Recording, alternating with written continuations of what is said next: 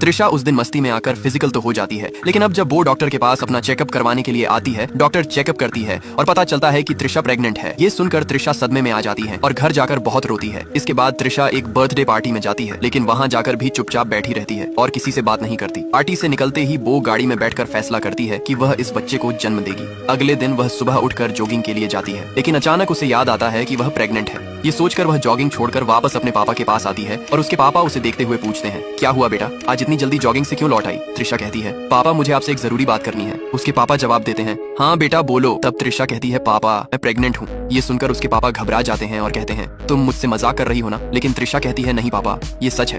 तभी गुस्से में आकर वो कहते हैं, तुम प्रेग्नेंट कैसे हो सकती हो? किसके साथ, कब और कहाँ हुआ ये सब? क्या वो अंकित है? त्रिशा जवाब देती है, नहीं पापा। फिर उसके पापा कहते हैं, बेटा एक बार हम डॉक्टर से बात कर लेते हैं। त्रिशा कहती है, मैंने डॉक्टर से पहले ही कंफर्म कर लिया है। इसके बाद उसके पापा कहते हैं, तो बताओ लड़का कौन है? त्रिशा कहती है, मैं आपको बता नहीं सकती। त्रिशा के पापा उसे बोलते हैं, अब क्या करें? तब त्रिशा बोलती है कि मैं इस बच्चे को जन्म देना चाहती हूँ। यह सुनकर त्रिशा के पापा गुस्से में बोलते हैं, इसका मतलब तुम शादी करना चाहती हो? लेकिन त्रिशा बोलती है, नहीं मैं यह शादी नहीं कर सकती। ये सुनकर त्रिशा के पापा बोलते हैं, क्या बात कर रही हो? तुम मुझसे शादी क्यों नहीं करना चाहती हो? त्रिशा फिर बोलती है, नहीं हो सकती। इसके बाद त्रिशा के पापा बोलते हैं, क्या हुआ, क्या वो लड़का शादीशुदा है? त्रिशा बोलती है, नहीं। फिर त्रिशा के पापा बोलते हैं, तो फिर क्या दिक्कत है? तुम एक काम करो, तुम अबॉर्शन करवा लो।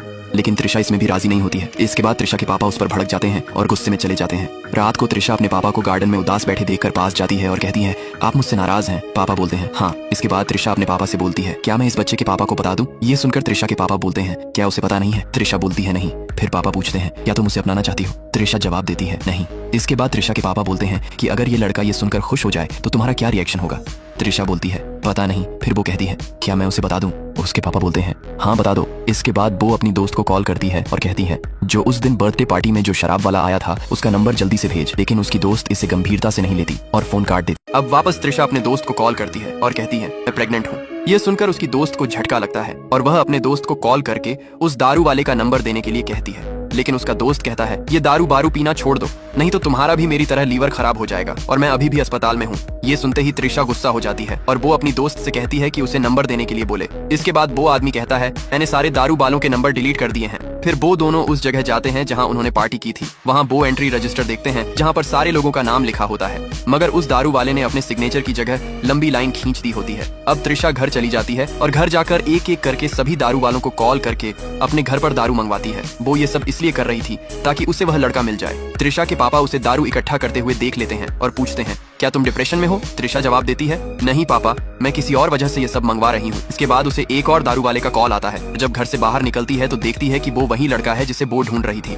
त्रिशा बहुत खुश हो जाती है और दौड़ते हुए जाकर उस लड़के को गले लगाती है। ये दोनों एक दूसरे को गले लगाने के बाद गाड़ी में बैठ जाते हैं। रास्ते में वह लड़का पूछता है, तुम्हें मेरा नंबर कहाँ से मिला? त्रिशा बोलती है, बोल मत। उसके बाद वह लड़का कहता है, क्या हुआ तुझे? मेरी परफॉर्मेंस ने हिला दिया या फिर से कोई पास के होटल में चले? इसके बाद त्रिशा उससे उसका नाम पूछती है। लड़का कहता है, विशाल। फिर दोनों होटल में जाते हैं। वहाँ त्रिशा कहती है, मुझे तुमसे एक बात करनी थी। विशाल कहता है, बोलो। त्रिशा बोलती है, लास्ट टाइम हमने जो किया था वह तुझे याद है ना? विशाल कहता है, हाँ सब कुछ डिटेल में याद है। त्रिशा बोलती है, मैं प्रेग्नेंट हूँ। ये सुनकर विशाल उदास हो जाता है और कहता है, क्या ये कंफर्म है? त्रिशा बोलती है, अगर कंफर्म ना होता तो मैं तेरे पास क्यों आती? फिर त्रिशा कहती है, मैं इस बच्चे को जन्म देना चाहती। इसके बाद विशाल रोते हुए उदास होकर कहता है, मैं अभी सिर्फ 22 साल का हूँ, कोई मुझे पापा पापा बोले ये तो अजीब लगेगा। ऊपर से मैं अभी सेटल भी नहीं हुआ हूँ। अगर शादी करूंगा तो इतनी बड़ी जिम्मेदारी कैसे उठाऊंगा? ये सुनकर त्रिशा कहती है, मैं तुझसे शादी नहीं करने वाली। तेरा और मेरा नहीं जमेगा। तुझे कोई जिम्मेदारी नहीं उठानी पड़ेगी। मैं अकेली ही इस बच्चे को संभाल लूंगी। मैंने इसलिए तुम्हें यह बात बताई क्योंकि यह तुम्हारा भी बच्चा है। त्रिशा से यह सब सुनने के बाद वह कहता है, मेरा दिमाग बंद हो गया है, मैं बाहर जाकर एक सुटा मार कर आता हूँ। यह कहकर वो बाहर चला जाता है। उधर त्रिशा मन ही मन में सोच रही थी कि कैसा डरपोक लड़का है जो कि प्रेगनेंसी की बात सुनते ही घबरा गया। विशाल सुटा मारकर अंदर आता है और कहता है, मैं काम नहीं छोड़ूंगा। त्रिशा उससे कहती है, कल मुझे चेकअप के लिए जाना है। वह लड़का जवाब देता है, मैं भी साथ आऊंगा। अगले दिन दोनों चेकअप के लिए जाते हैं और जब त्रिशा का चेकअप हो रहा था तो वो लड़का मॉनिटर देखकर डॉक्टर से तरह तरह के सवाल करने लगता है। चेकअप के बाद विशाल डॉक्टर को पैसे देने की कोशिश करता है, लेकिन डॉक्टर पैसे लेने से इनकार कर देती है क्योंकि वो त्रिशा की बुआ है। उसके बाद त्रिशा कहती है, डॉक्टर को सीधे पैसे नहीं दिए जाते बल्कि रिसेप्शन पर दिए जाते हैं। इसके बाद त्रिशा उसे बाहर छोड़कर अपने घर चली जाती है। घर पहुंचते ही त्रिशा के पापा उससे कहते हैं, मुझे उस लड़के से मिलना है, लेकिन त्रिशा मना कर देती है। उसके पापा फिर जिद करते हैं, मुझे उससे मिलना ही है। त्रिशा कहती है, अगर आप उससे मिलेंगे तो आपकी उससे लड़ाई हो जाएगी। इसके बावजूद भी त्रिशा के पापा जिद पर अड़े रहते हैं, जिसके बाद त्रिशा कहती है, ठीक है। अब त्रिशा विशाल को रेस्टोरेंट के बाहर बुलाती है और कहती है, मेरे साथ चलो, डैड तुमसे मिलना चाहते हैं। यह सुनते ही विशाल कहता है, हाँ मिलेंगे, मगर उन्हें मुझसे क्या काम। जिसके बाद त्रिशा कहती है वहाँ जाकर पता चल जाएगा। अब दोनों गाड़ी में बैठकर घर चले जाते हैं। घर पहुँचते ही त्रिशा विशाल से कहती है डैड से मिलो। त्रिशा के पापा विशाल को देखते ही अजीब सा मुंह बनाने लगते हैं। फिर वे विशाल से पूछते हैं तुम क्या करते हो।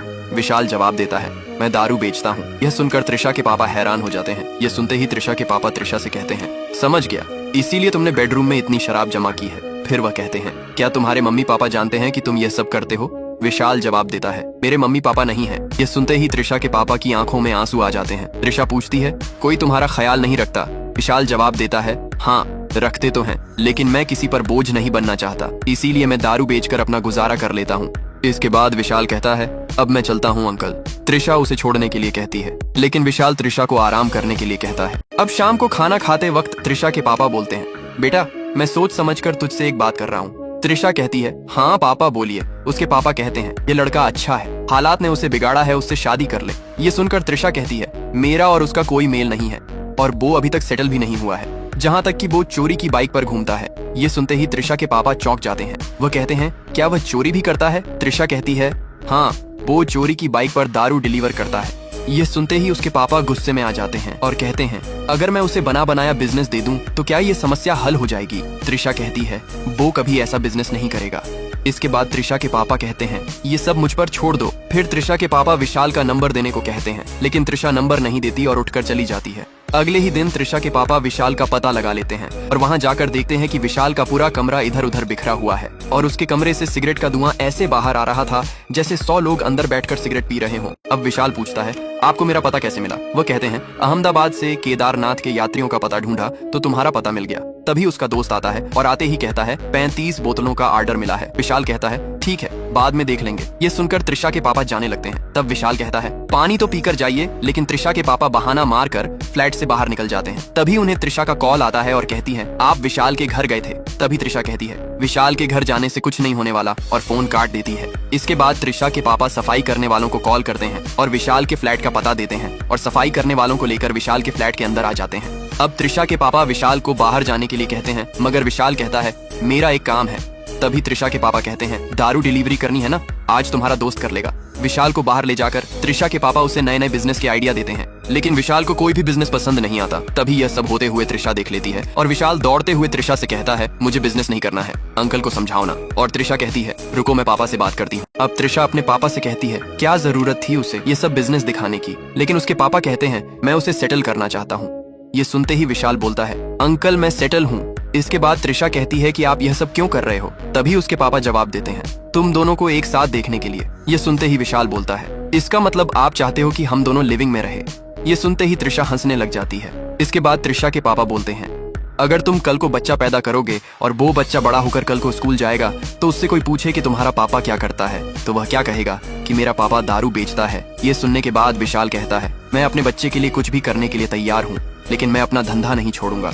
विशाल की ऐसी बातों से वो मान जाते हैं और त्रिशा के पापा त्रिशा को विशाल के साथ भेज देते हैं। विशाल त्रिशा को अपने घर ले जाकर अपना घर दिखाने लगता है और कुछ समय मजाक मस्ती के बाद वो दोनों बाइक लेकर बाहर घूमने चले जाते हैं। अब घर आते ही वह दोनों एक दूसरे को हग करते हैं और फिजिकल होने ही वाले होते हैं। तभी उसका दोस्त पुकारता है और कहता है एक बोतल का ऑर्डर आया है। अब विशाल अपने दोस्त को बोलता है तुम चलो मैं आता हूँ। जिसके बाद विशाल वापस रूम में जाता है। अब त्रिशा उससे पूछती है कौन था, जिसके बाद विशाल बोलता है भुवन मिलने आया था। अब वापस वो अपने प्रोग्राम पर लग जाते हैं। तभी अचानक विशाल को कॉल आता है और उसे पता चलता है कि भुवन को दारू के साथ पकड़ लिया है। अब विशाल भुवन को छुड़ाने पुलिस स्टेशन पहुंच जाता है, लेकिन पुलिस वाले उसके दोस्त को नहीं छोड़ रहे थे। इस दौरान त्रिशा अपने पापा को कॉल करती है और उसके पापा के कहने पर पुलिस विशाल को छोड़ देती है। इसके बाद विशाल घर आता है तो घर आते ही देखता है कि त्रिशा घर पर नहीं है। तभी विशाल त्रिशा के घर पहुंच जाता है और कहता है तू मेरा फोन क्यों नहीं उठा रही थी। तभी त्रिशा बोलती है मैं कुछ सामान लेने आई थी। विशाल कहता है आज मैं कुछ अलग ही महसूस कर रहा हूँ, चल दोनों शादी कर लेते हैं, मैं ये सारे 2 नंबर के काम छोड़ दूंगा। इसी दौरान त्रिशा के पापा आ जाते हैं और वे उन्हें कहता है मैं त्रिशा से शादी करना चाहता हूँ। यह सुनकर उसके पापा की खुशी का ठिकाना नहीं रहा। जिसके बाद विशाल त्रिशा को गोद में उठाकर ले जाता है और ये कहानी यहीं पर एंड हो जाती है।